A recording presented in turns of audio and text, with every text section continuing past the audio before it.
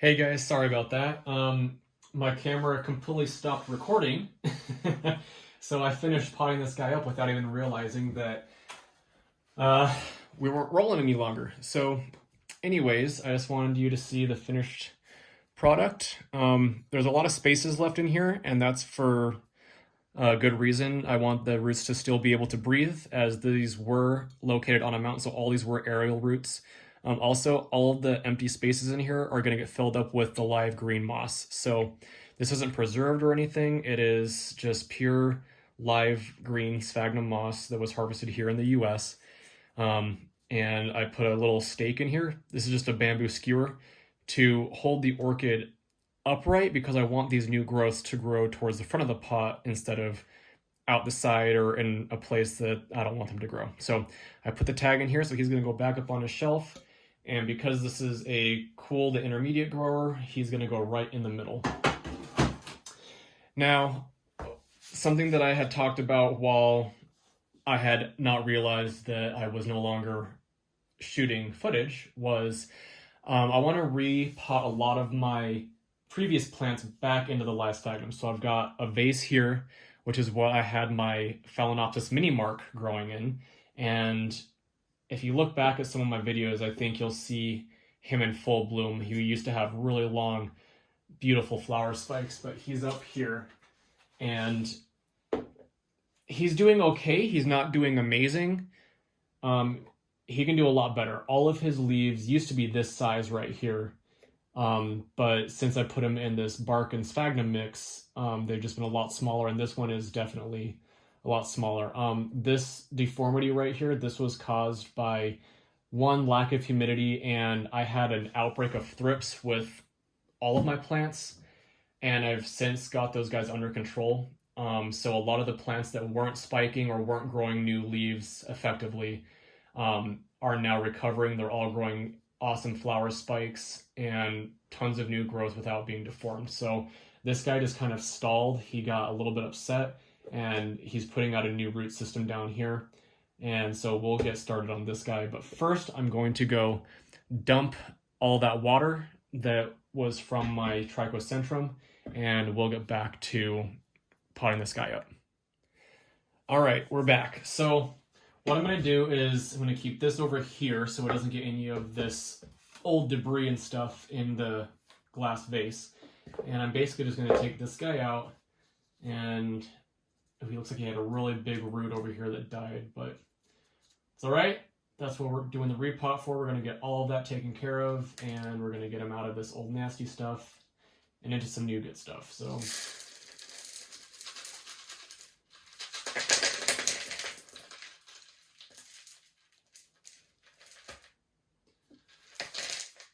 these are dead and papery. I don't know if you can see that, but they're just literally like parchment. Those are just going to get a good old snip.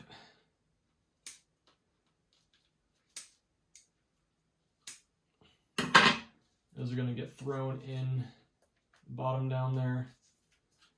Oh, it looks like that had a live piece attached to it, unfortunately, and it had a new growth tip. So lesson to learn here: if you see a papery root that wraps around the pot and goes back inside, it may not be dead. It might actually still be alive, because the outer velamen might be dead, but that doesn't mean that the inner root is. I don't know if you can see, that is still very much green. So green and flexible. So that was a live root that was still providing water and nutrients, but yeah, lack of foresight just ruined that. Anyways, it looks like we have another one of those guys doing the same exact thing. Dried papery root there, wraps around back to the inside. So what we're going to do is we're actually going to cut this, because it's just a plastic pot. I couldn't care less about ruining this. Put that on the inside, and there we go. So, all right, all of the old sphagnum moss and bark and whatever else was in there is now gone, and we're going to get him potted back up into some live sphagnum moss. Now, I do want to remove as much of this old moss as possible, just because I don't want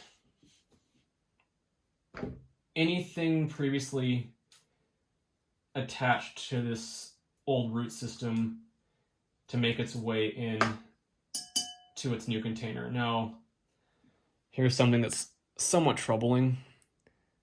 This root right here, even though it's alive, it's got some orange red mold growing on that, so that's going to be removed. I do not want anything like that growing inside my pot with my live sphagnum moss.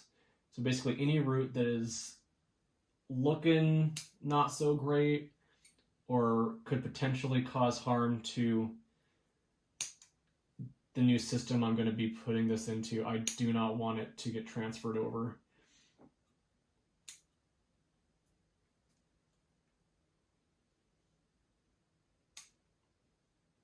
These are sterile, by the way. I'm not just cutting willy-nilly here.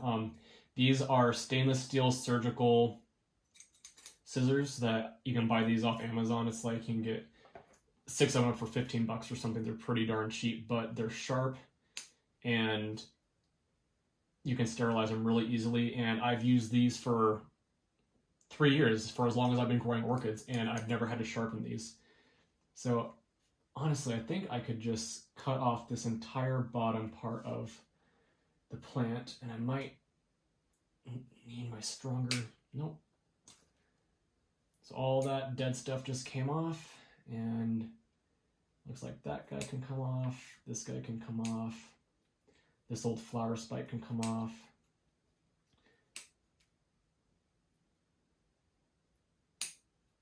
I just don't want anything left over that could possibly sour this new moss that I've got going here. Yeah, that's that brown one. It's got a live root attached to it, but I don't want any of that growing inside my live sphagnum moss over here. So he is growing a bunch of new roots, so those will absolutely venture down into the new moss. So I don't really have to worry so much about keeping all these older roots. But I'm just going to peel away all this old leaf sheaths here.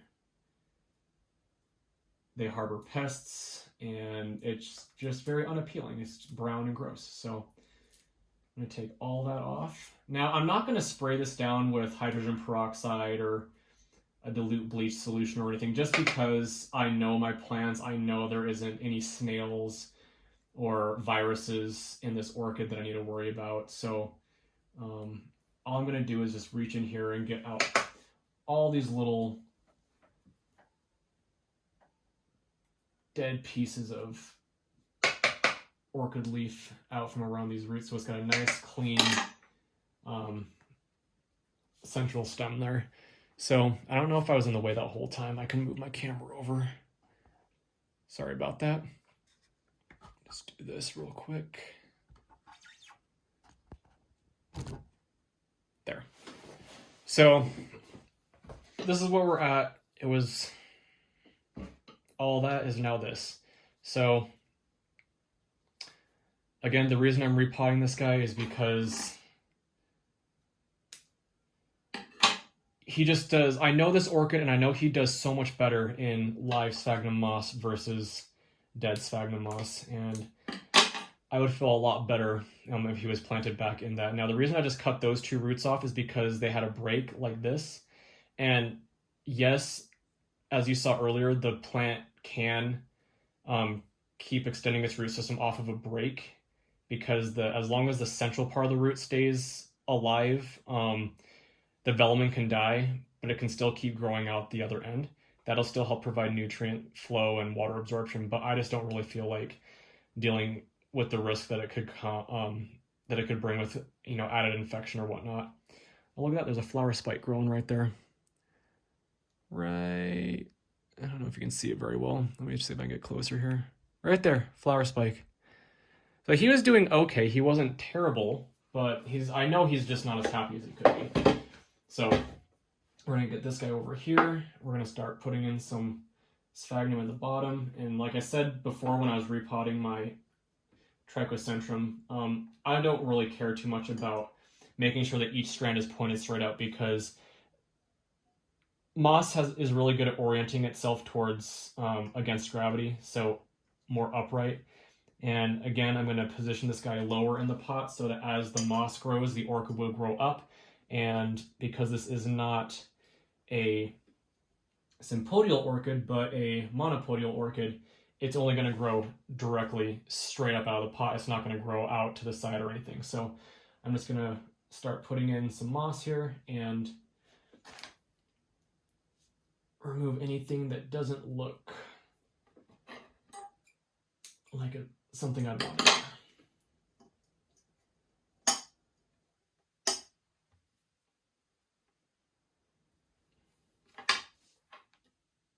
Like that, I don't want that in there. That's just going to rot, and it's not going to rot. It's just not going to provide any purpose for this repotting. So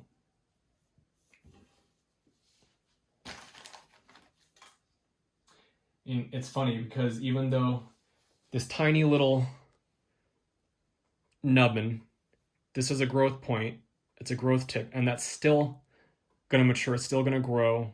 And honestly, I could cultivate this myself and get real nice long strands of this all by myself. But I just don't have the time to deal with that. I know I could just get a separate vase and just plant a bunch of these guys in there and just fill it with water, but for how cheap this stuff is, I really don't want to go about messing with that by myself. I used to, and it just never worked as well. I just didn't have the right environment to grow live sphagnum in, so all this old woody parts of the stems, they're just going to go bye-bye into there, and I'm going to keep all the new stuff. Now, I will say that, I'll show you this quick right here. Oh, no, never mind. It can sprout off dead moss. I have a couple of my orchids, like my Foul Elegant Carrot Aloha. This has live moss growing in it.